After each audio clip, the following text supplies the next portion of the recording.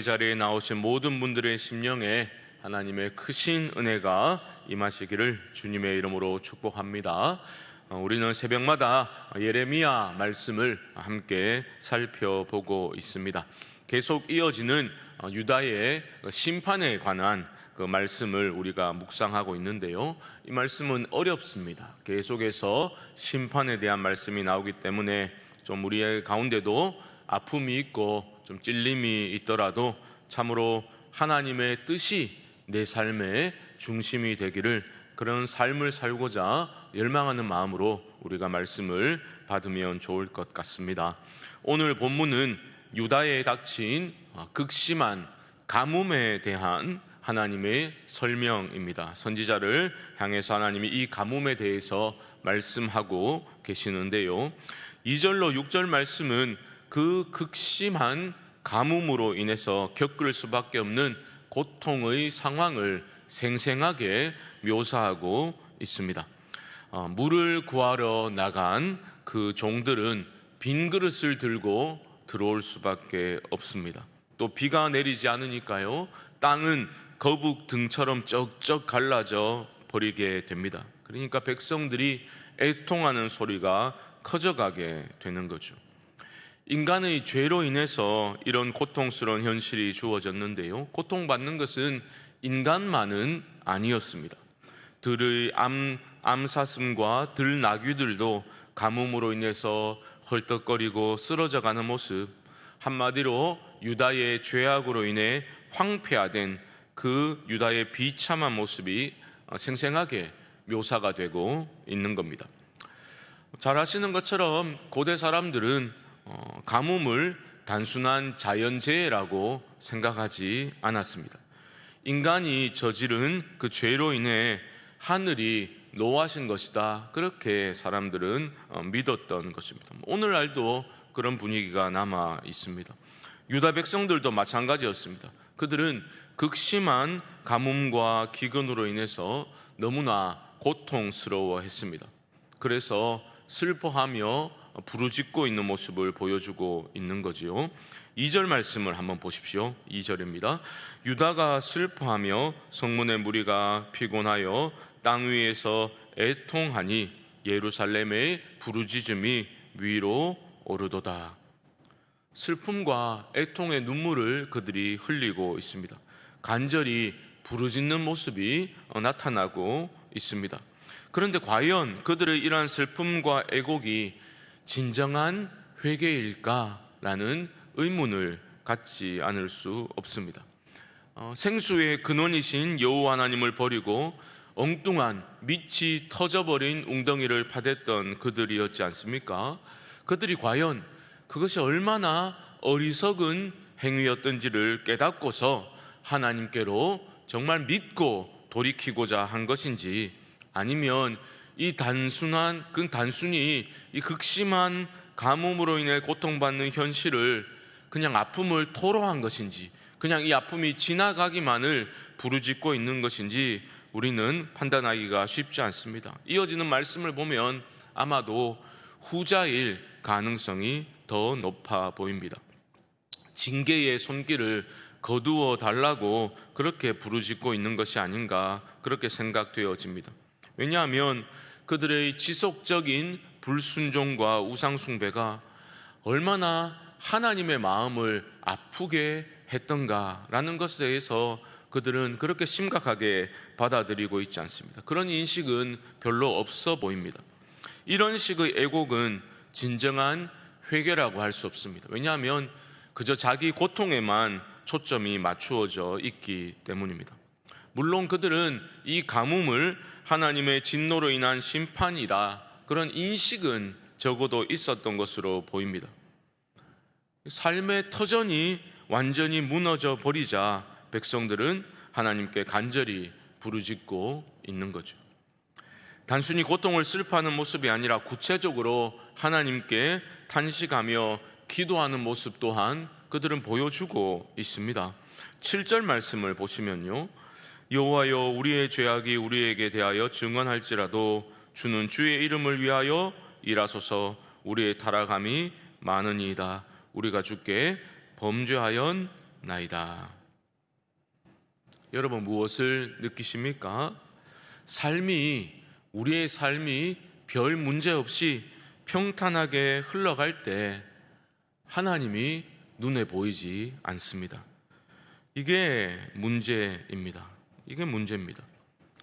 삶에 문제가 없으면 우린 하나님을 보지를 못할 경우가 얼마나 많은지 모릅니다. 근데 그 평탄함이 흔들리고 위기가 발생하면 사람들은 어쩔 줄 몰라 하면서 당황하게 되는 겁니다. 당황하기 시작합니다. 그리고 그제서야 나 자신의 연약함과 무능함을 깨닫기 시작합니다. 지금 유다 백성들이 그런 모습을 보여주고 있습니다. 구체적으로 어떤 죄를 범하였는지 그들의 입을 열어 말하고 있지는 않습니다. 하지만 그들은 말합니다. 우리가 주께 범죄하였나이다. 계속해서 우리가 잘못했습니다. 우리가 죄지었습니다. 그렇게 외치고 있는 겁니다. 그러면서 주는 주의 이름을 위하여 일하소서라고 기도를 하고 있습니다. 이어지는 8절에 기록된 그들의 부르짖음은 매우 도발적으로 들리기까지 합니다. 8절 말씀 한번 보시죠. 이스라엘의 소망이시요 고난당한 때의 구원자시여 어찌하여 이 땅에서 거류하는 자같이 하룻밤을 유숙하는 나그네같이 하시나이까. 이 기도는 무슨 뜻입니까? 한마디로 하나님 도대체 왜 이렇게 무기력하십니까? 이런 뜻입니다. 온 세상의 주인이신 하나님이시지 않습니까? 그런데 그들의 눈에는 지금 이 순간에는 너무 무력해 보이는 거죠. 아무것도 하지 않으시려는 그러한 하나님의 모습에 답답해하고 그렇게 기도하고 있는 거죠. 누군가의 도움 없이는 살 수 없는 그런 나그네처럼 하나님은 그렇게 무기력해 보이고 고통 중에 부르짖는 백성을 위해 행동하실 의향이 전혀 없어 보이는 겁니다. 그래서 그들은 이렇게 도발적으로 기도하고 있는 거죠. 이런 식으로 기도하고 있다는 것은 사실 그들이 그만큼 다급해져 있다라는 것을 보여주고 있는 겁니다. 와, 진짜 우리 이러다가 정말 끝장나는 거 아니야? 이런 불안감과 당혹감이 그들의 도발적인 기도로 이어지고 있는 겁니다. 그들의 기도가 아무리 다급하고 그들의 죄를 토설하고 있는 것처럼 보여도 하나님은 모든 것을 꿰뚫어 보시는 분이시지 않습니까? 그 부르짖음의 한없는 가벼움과 허망함을 하나님은 다 알고 계십니다. 그래서 그들이 9절에 기록된 것처럼 여호와여 그래도 우리 가운데 계시고 우리는 주의 이름으로 일컬음을 받는 자이오니 우리를 버리지 마옵소서, 우리를 버리지 마옵소서. 그들은 부르짖고 있지만 하나님은 거기에 요동하지 않으시는 모습을 보여주십니다. 10절 말씀을 한번 보시죠. 여호와께서 이 백성에 대하여 이와 같이 말씀하시되 그들이 어그러진 길을 사랑하여 그들의 발을 멈추지 아니하므로 여호와께서 그들을 받지 아니하고 이제 그들의 죄를 기억하시고 그 죄를 벌하시리라 하시고. 왜 그들이 하나님을 신뢰하는 듯한 태도로 우리를 버리지 말아 주십시오라고 부르짖어 기도하였음에도 불구하고 하나님은 내가 그들의 죄를 기억하겠고 반드시 벌하겠다 이렇게 냉담하게 말씀하시는 겁니까? 이건 너무하신 것 아닌가 이렇게 생각할 수는 없겠습니다. 왜 그렇습니까? 하나님은 한두 번 잘못한 것을 가지고 문제 삼은 것이 아니다라는 거죠. 뭐라고 말합니까? 그들이 어그러진 길을 사랑하여 그들의 발을 멈추지 아니했다 말하고 있습니다. 사랑했다는 거예요. 사랑. 어그러진 길을 실수로 한두 번 실족하고 헤맨 것이 아니다라는 겁니다. 그 어그러진 길을 유다 백성들은 사랑했던 겁니다. 우상 숭배를 향한 발걸음을 멈추지 않았던 것은 그 길을 그들이 사랑했기 때문이죠. 하나님의 인내를 멸시하면서 돌이키라, 돌이키라, 제발 돌이키라 하나님의 간절한 호소를 무시하였던 이유는 어그러진 길을 그들이 사랑했기 때문입니다. 그리고 지금은 회개하는 듯 하지만 그 마음의 중심에는 여전히 바알이 안겨다 준다라고 믿고 있던 그 풍요를, 세상을 사랑하는 마음이 있기 때문에 진정한 회개가 아닌 거죠. 하나님은 그것을 꿰뚫어 보고 계십니다. 그렇기 때문에 하나님은 그들을 심판하지 않으실 수 없으셨던 겁니다. 심지어 선지자에게 하나님은 그들을 위해 기도하지도 말라 말씀하십니다. 11절을 보시면 너는 이 백성을 위하여 복을 구하지 말라 말씀하시지요. 12절에서는 그들이 금식해도 내가 듣지 않겠고 그들이 어떤 제사를 드릴지라도 내가 받지 않겠다, 하나님은 이렇게 말씀하십니다. 그리고 마지막 12절에서 내가 그들을 멸하리라, 정해진 심판을 다시 선언하시는 것으로 오늘 본문이 마무리되고 있습니다. 사랑하는 성도 여러분, 잘 생각해 보아야 할 것입니다. 내가 처한 위기 상황에서 벗어나는 것이 회개의 주 목적이 되어버리면 그 회개는 참된 회개라고 볼 수 없습니다. 내가 당장 힘들고 고통스러우니까 하나님 잘못했습니다, 이 고통 좀 없애주십시오, 이것은 참된 회개가 아니라는 거예요. 내가 당장 힘드니까 용서를 구하고, 아니면 내가 쌓아놓은 것들을 하나님이 거두어 가실까봐 그게 불안하고 두려워서 하는 회개는 참된 회개가 아닌 거죠. 어려운 고난이 찾아올까봐 두려워서 하는 회개, 참된 회개가 아닙니다. 하나님을 복인 줄을 알지 못하고 엉뚱한 것들을 의지하고 사랑했던 것을 깊이 깨닫고 내가 하나님을 잃으면 안 되겠다라는 그러한 심정으로 돌이키지 않는다면 참된 회개일 수가 없는 것입니다.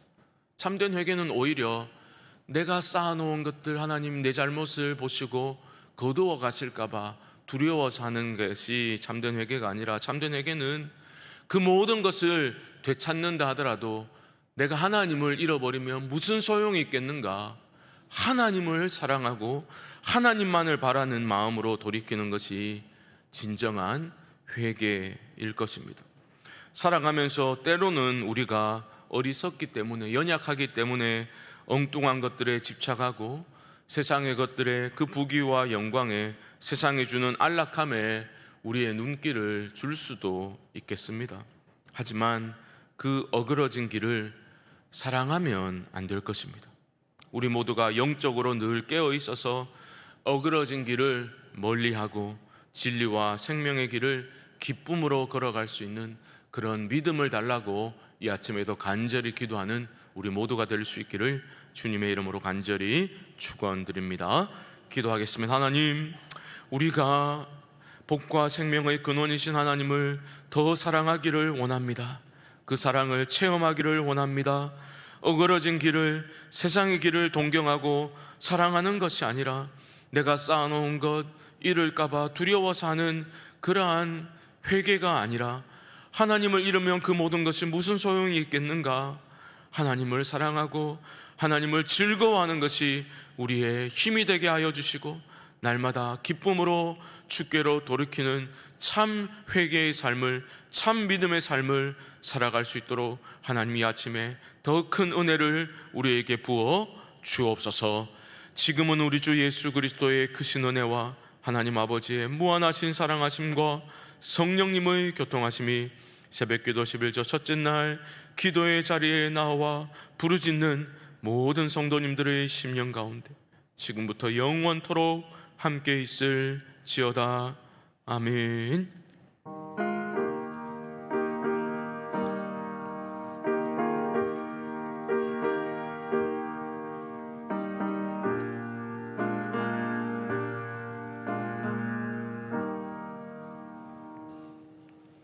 우리 합심을 한번 기도하겠습니다. 말씀을 기억하며 기도하실 때 하나님, 날마다 진실한 회개의 삶을 살게 하시고 어그러진 길에서 돌이키게 하여 주시옵소서. 목요일은 교회와 가정을 위해서 기도하는 날입니다. 하나님, 우리 교회를 붙들어 주시고 하나님이 기뻐하시는 참된 성경적인 교회로 세워져 갈 수 있도록 하나님 우리를 깨워 주시옵소서. 또한 각 가정에 하나님의 은총으로, 주님의 은총으로 가득 채워 주시옵시고, 어려움을 겪는 가정에 하나님 긍휼을 베풀어 주시옵소서. 마지막으로 우리 교회가 영혼 구원하여 제자 삼는 교회의 사명을 감당할 수 있도록 하나님 은혜를 부어 주시옵소서. 이외에도 개인적인 기도의 제목들을 가지고 우리 주님의 이름을 한번 부르고 기도하겠습니다. 주여, 하나님 아버지, 이 아침에 하나님의 말씀을 받습니다.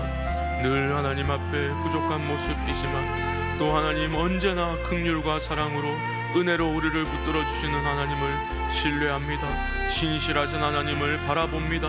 하나님 완벽한 삶을 요구하시지 않지만 하나님 온전한 삶을 향해서 우리가 주를 의지하며 하나님을 사랑하고 기쁨으로 순종하기를 원하시는 하나님, 주의 음성을 청정케 하여 주시옵소서. 어그러진 길을 사랑하고 우상 숭배의 길을 끊임없이 걸어갔던 유다 백성들을 심판하시는 그 하나님의 마음을 알게 하여 주시고, 하나님 아버지, 우리도 하나님을 잃으면 다 잃는 것이요 하나님을 잃지 않도록 하나님 아버지, 그저 은혜라는 그 미명하에 하나님 내 맘대로 살아가는 삶에서 돌이켜서 어그러진 길에서 돌이켜 주를 사랑하고 주를 기뻐하고 주를 의지하는 믿음의 삶을 살게 하여 주시옵소서. 우리 교회를 하나님 붙들어 주시기를 원합니다. 하나님 붙들어 주시옵소서. 주의 몸된 교회를 하나님 이곳에 세우셨습니다. 주의 몸된 교회를 하나님 아버지, 우리가 사랑하고 용서의 공동체로, 사랑의 공동체로, 믿음의 공동체로 서로 공률히 여기며 아끼고 사랑하며 사랑의 수고를 아끼지 아니하는 헌신하는 이들이 일어서게 하여 주시고, 기도가 살아나게 하시고 말씀을 사랑하는 이들이 일어설 수 있도록 하나님 도와주옵소서. 무력증에서 벗어나게 하여 주시고 뜨겁게 주님을 만나는 일들이 일어날 수 있도록 주여 도와주시옵소서. 우리 각 가정에 하나님의 은혜로 채워주시옵소서. 자녀 손들의 삶에 하나님 은혜를 부어주시옵소서. 그 앞길 하나님 선한 길로 인도하여 주시옵소서. 무엇보다 주를 붙들게 하시고 믿음의 눈을 열어주셔서 우리의 자녀들이 주를 기뻐하며 하나님을 사랑하는 그러한 믿음의 삶을 살 수 있도록 도와주시옵소서. 우리 성광교회가 영혼 구원하여 제자 삼는 교회의 본질적 사명을 감당할 수 있도록 하나님 더 큰 은혜를 부어주시고 주님의 마음을 하나님 우리에게 부어주옵소서.